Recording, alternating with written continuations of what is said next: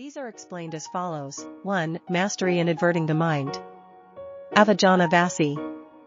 This means skill in quickly fixing the mind on the objects, signs, and jhana factors, and ability to increase the speed at will.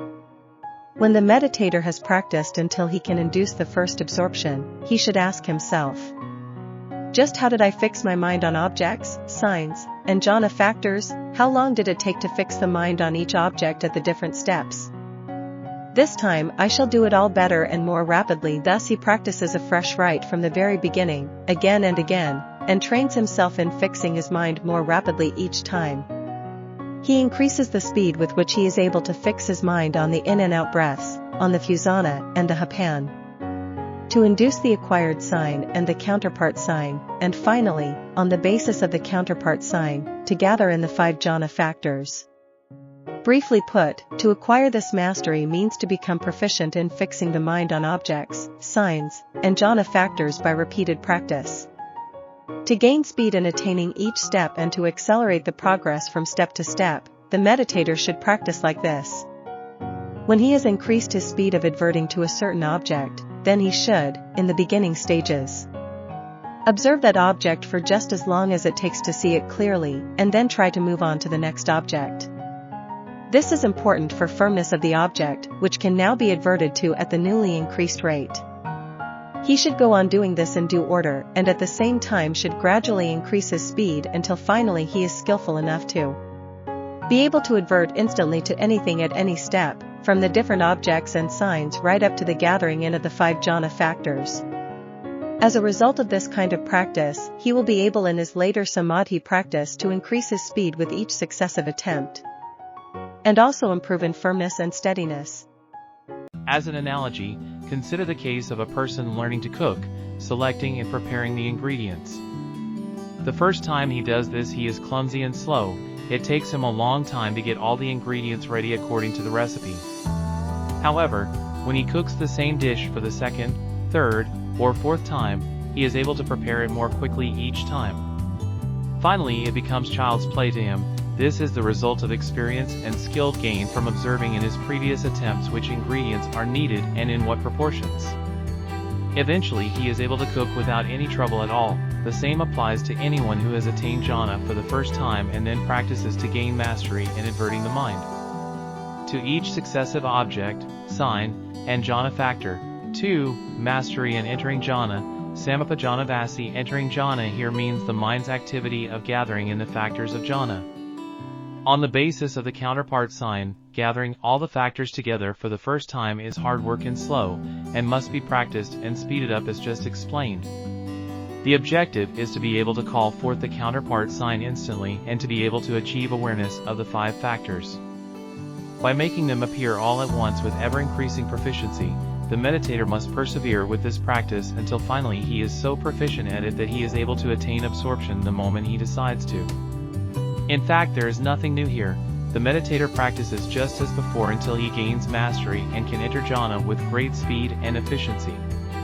Being a purely mental process, this entering of jhana can be speeded up until it can be done in the time it takes to snap the fingers or blink the eyes.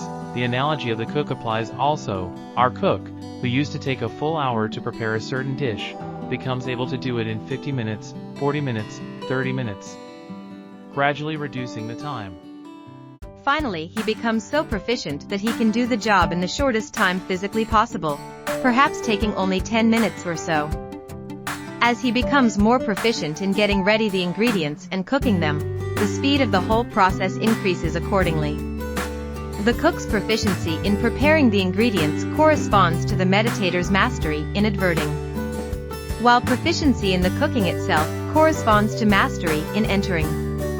Only when the meditator can enter jhana at any desired speed, whether in the wink of an eye or longer, has he mastery in entering. 3. Mastery in remaining in jhana. Adhinavasi. Literally the word adhina means to be established in. Here it implies having established the staying or dwelling in jhana. Mastery in remaining in jhana means ability to stay in jhana for as long as one wishes. In the beginning the meditator lacks this ability. He must train himself to stay in jhana for progressively longer periods, for a few minutes, a few hours, and finally for the maximum possible duration, namely 7 days. He must also train himself to remain in jhana for exactly the length of the time he resolves beforehand. If he decides to stay in jhana for 5 minutes, he should stay for exactly 5 minutes, not a single second more or less. Only then can he be said to have mastery in remaining in jhana. Actually, the most important kinds of mastery are proficiency in entering and emerging from jhana. Remaining in jhana is merely the interval between entering and emerging, so if the meditator can control at will his entering and emerging, the duration of his stay in jhana is automatically taken care of. Mastery in remaining automatically implies mastery in entering and emerging. The ability to sleep for exactly the length of time intended and wake up on the instant is considered wonderful. But far more marvelous than this is for a meditator to train himself and develop the mastery of remaining in jhana. Demanding as it does so much more power of resolution, all this becomes possible with the power gained from strict training. In the end, the meditator is entitled to be regarded as vast, one who has power. This situation corresponds, in our analogy of the cook, to the serving up of the prepared food. This is the next kind of proficiency gained by the cook once he has mastered the preparing of the raw ingredients and the cooking of them. How long the meditator should stay in jhana depends on his motives for entering in the first place. For instance, if he is seeking tranquility, then he remains in absorption for as long as he sees fit. But if he is entering a lower jhana merely in order to move on to a higher one, then of course he stays in that lower jhana for a short time only. If one enters jhana in order to develop some kind of mental power, the transition to the higher stages of jhana is to be achieved still more quickly.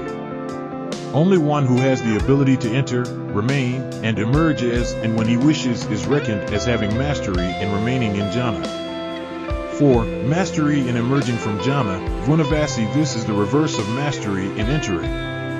It consists in proficiency in emerging from absorption. A meditator should come out of jhana by the same way that he entered it. Anyone who is not proficient in coming out does so very slowly. At least he cannot emerge as quickly as he wishes from jhana to the ordinary state of awareness. The meditator has to train himself to withdraw just as quickly as he enters.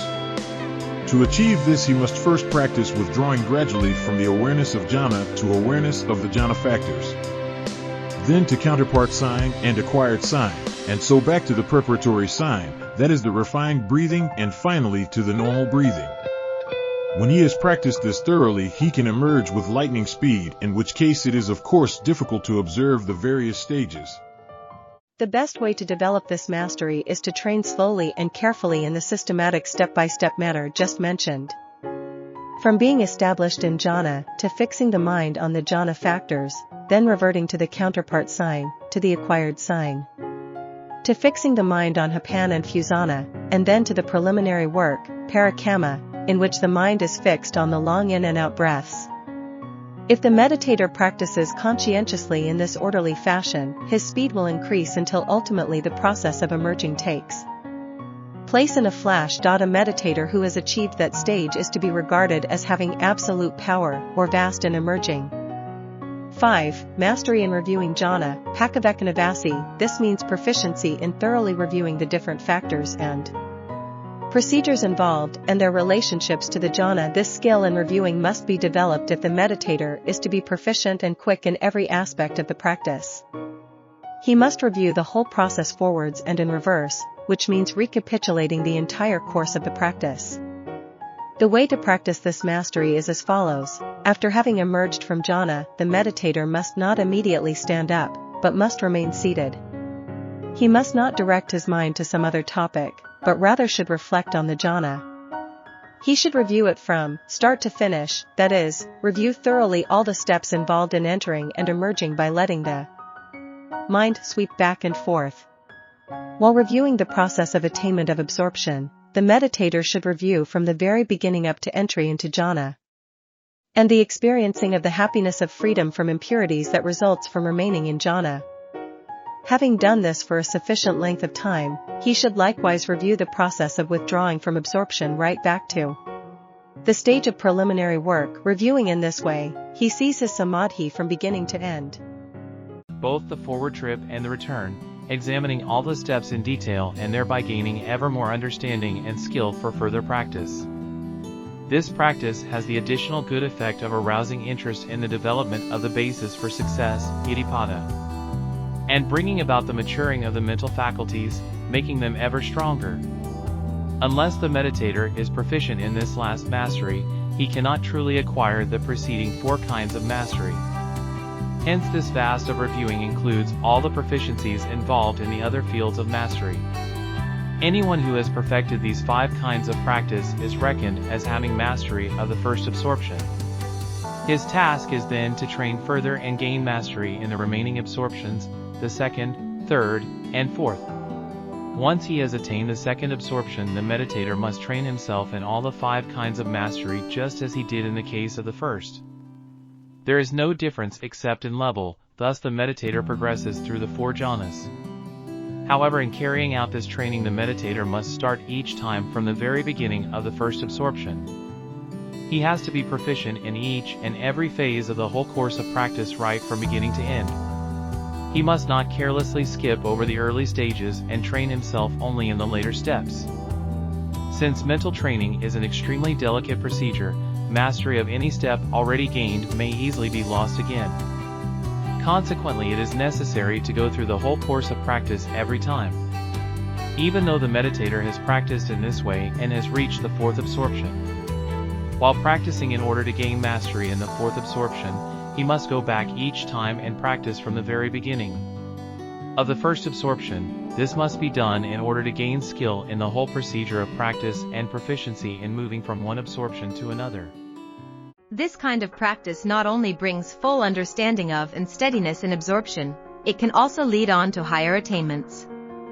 Such as the 4 non-materia I absorptions, for anyone interested in attaining them. To sum up, training in the 5 kinds of mastery is carried out in order to develop skill, speed and ability in entering absorption at will. In other words, it gives the meditator control or power over the absorptions, which is what the term vast really means. This training in the 5 kinds of mastery is so important that if it is not carried out, the practice will bog down and finally collapse altogether. The meditator must observe and see the necessity for practicing over and over again to become proficient. This applies of course to every kind of work. A person practicing music, for example, may in the beginning practice a certain tune or only a part of it. And if he does not work hard at it and does not really master it, he forgets it again after only a few days. Moreover, if he leaves it and starts practicing a different tune, he will become confused and mix up the 2 tunes. So in every kind of work it is necessary to practice and gain skill in every part of the job right from the beginning. And this is particularly true in the case of mental training such as this developing of the absorptions. Even school children studying mathematics have to be drilled to memorize multiplication tables and so on. To be well versed in every step of the subject, only then can they carry on and study further. Without this basic work and constant revision, everything becomes confused. This is what is meant by mastery. This proficiency leads to greater speed and dexterity and to seemingly miraculous abilities.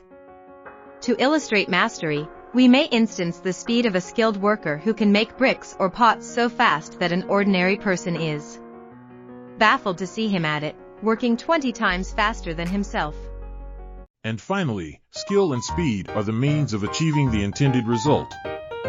These are the benefits of the 5-fold mastery. Every meditator must take special interest in these 5 kinds of mastery and train himself in them enthusiastically. If he does, he will have in his hand stage 4 of anapanasati. He will have gained mastery over the process of calming the bodily formation and be able, within a very short time, to bring it to perfection. Stage 4 of anapanasati, calming the bodily formation, has now been explained at length.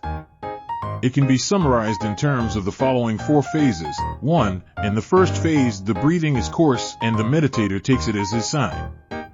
He concentrates on this sign very intently, really putting his heart into the task, until eventually the breathing is no longer coarse. 2. In the second phase, the breathing is fine and delicate, and this the meditator takes as his sign. he concentrates on the fine breathing until eventually it too disappears. 3. In the third phase, the fine breathing no longer appears in the meditator's consciousness since it has given rise to a new sign, a mental image.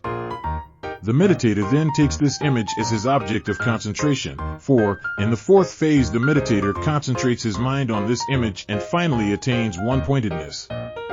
When all this has been carried out successfully, it can be said that the calming of the bodily formation has been achieved. Chapter 12, Summary of Stages 1 to 4. The first tetrad of anapanasati may be summarized thus. Stage 1, concentration on long breathing. Stage 2, concentration on short breathing. Stage 3, concentration on every aspect of the breathing. Stage 4, concentration on the breathing, which as a result becomes progressively calmer until absorption is attained. The meditator begins by concentrating on the breathing, at first in a forced way and then in a natural way, until the breathing is at all times well regulated.